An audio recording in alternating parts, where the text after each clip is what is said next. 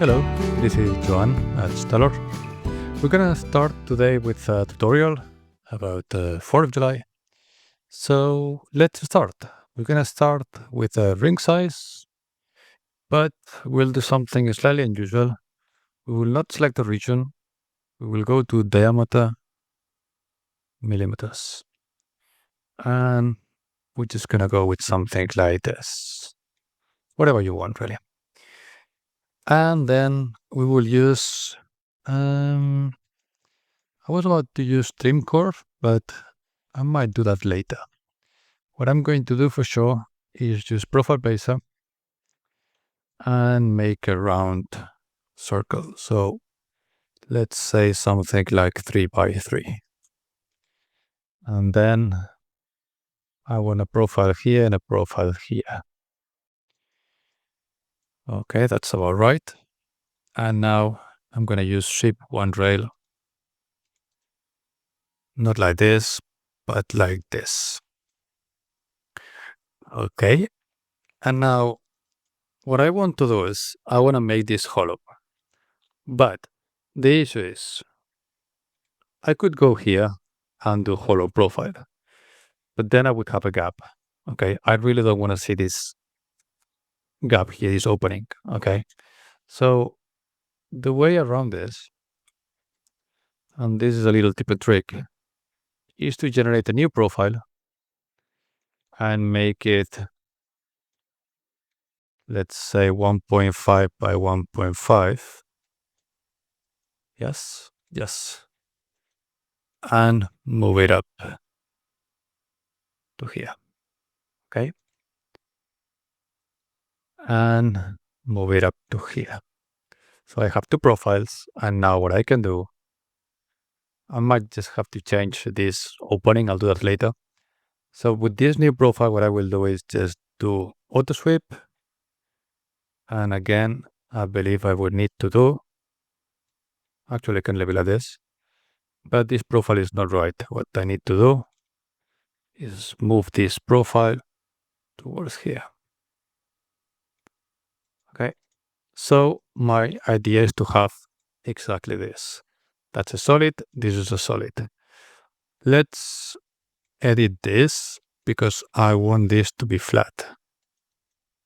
Okay, so now with this, I can simply run a Boolean difference and I have my hollow parts. Okay, yes. Then what could go next? I'm gonna make it as parametric as possible. I'm pretty sure it can be fully parametric. Let's start. I'm gonna use this edge to do a profile placer. That's a profile already. So what I need to do is duplicate edge. So if I duplicate this one, I can select it.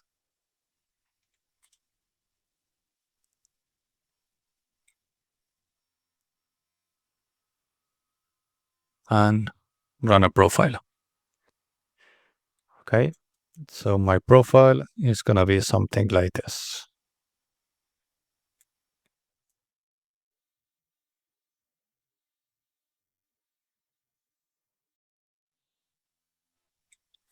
And I'm thinking probably I will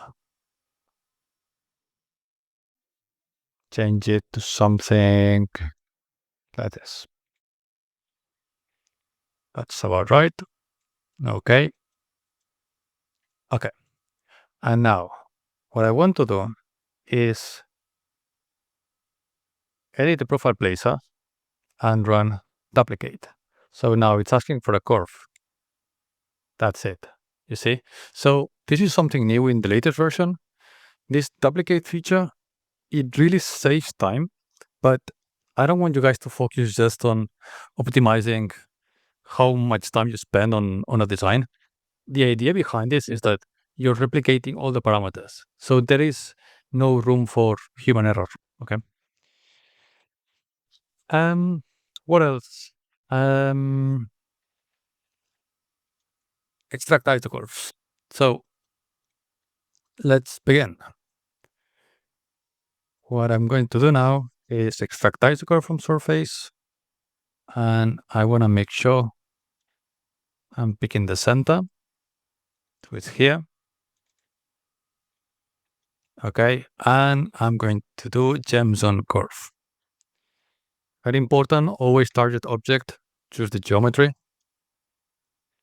and I'm gonna put it here.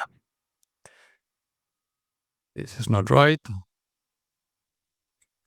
Something like this. And now I'm going to use not prong placer. We can use the new one, which is Smart Prong. Okay, so now I'm just gonna make it a bit smaller. Okay, so now I'm gonna do. I will be replicating this. I'll be replicating the gemstone curve and the Smart Prongs. Okay, something that I could do, and that would probably be the historical methodology, would be to do this, to save as default style. So your prongs would always look the same. You could do that, but now you don't have to. Now there is another way. Whatever works better for you, of course. So now, before I put another row of gems, I will run again, extract isochord from surface, because in here, there's going to be a little pipe. Okay, so I'm going to go to solid, and I'm going to make a pipe. Yes, something like this. Maybe a bit smaller.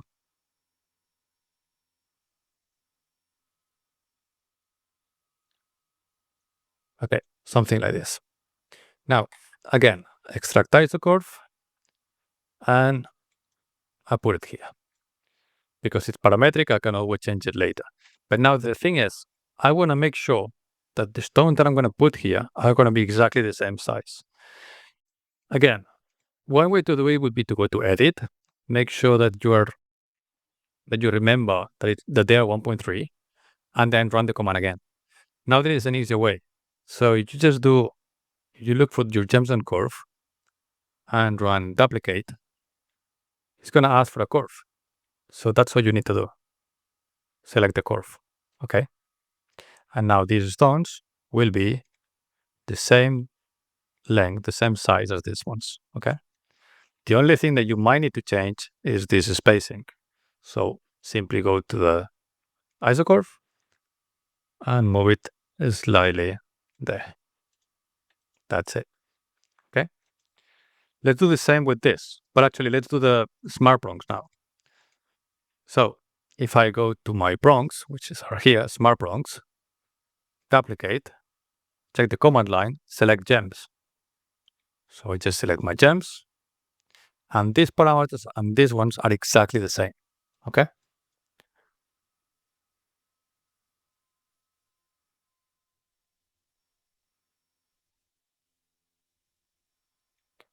Okay. So now let's create another pipe here.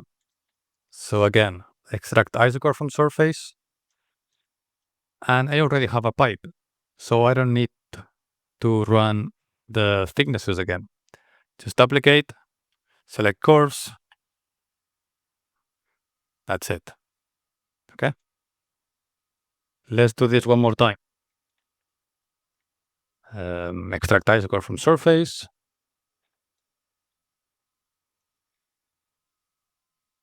It's here. And now gemstone curve. I can either pick this ones or this one, doesn't matter. Duplicate. It's gonna ask me to select a curve. Okay. Not too bad. I might need to adjust a little bit the end of the stones, but what I recommend is to put the prongs first and then edit gemstone curve. For example, here, I can probably put it that way. Okay, so now, again, I want to copy these prongs onto these ones. So simply go to any prongs, duplicate, select gems, and now it's when we need to change it. So simply edit the gemstone curve, maybe a little bit more, okay, and here as well.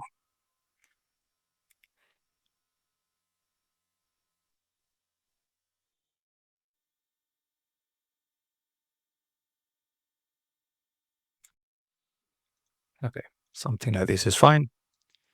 And now I will run extract isocurve, which I've been doing it manually, but I could do this as well, of course. Duplicate, select surface,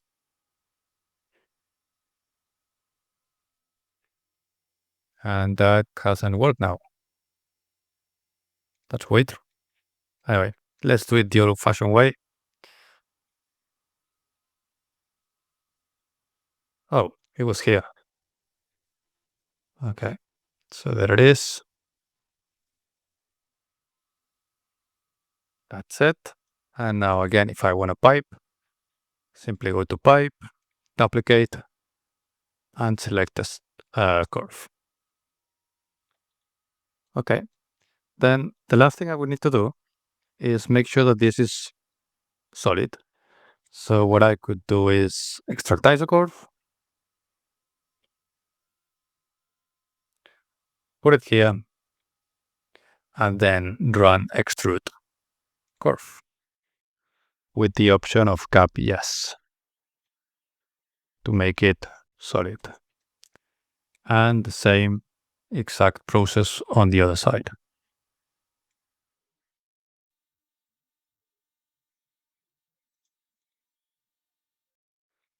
Extract curve. So not extract, extrude. Cap yes. And in this case, it would be a negative value.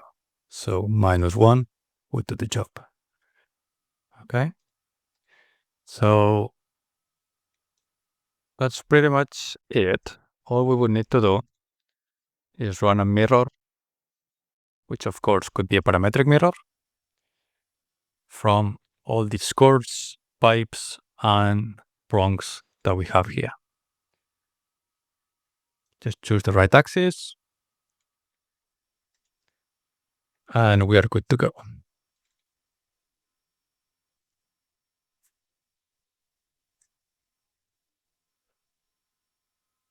Okay. Well, last thing we could do here is add some details. So something that we could do is maybe object on curve. So let's do maybe like some bidding.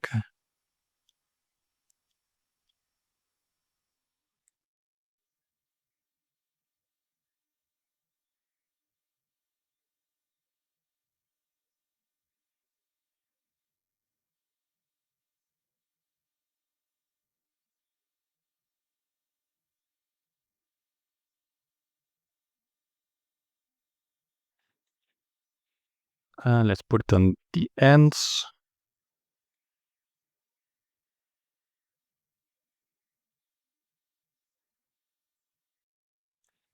Okay, something like this could look quite nice. Okay.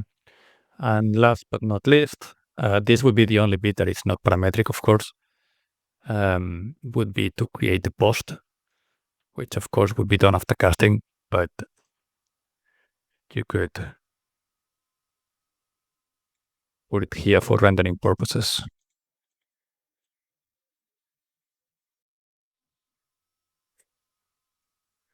Okay, I would simply make a pipe.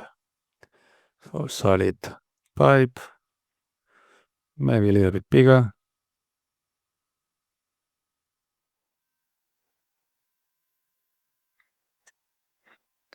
Okay, something like this. Okay, I hope you guys enjoyed it. Thank you so much for watching, and I'll see you next time.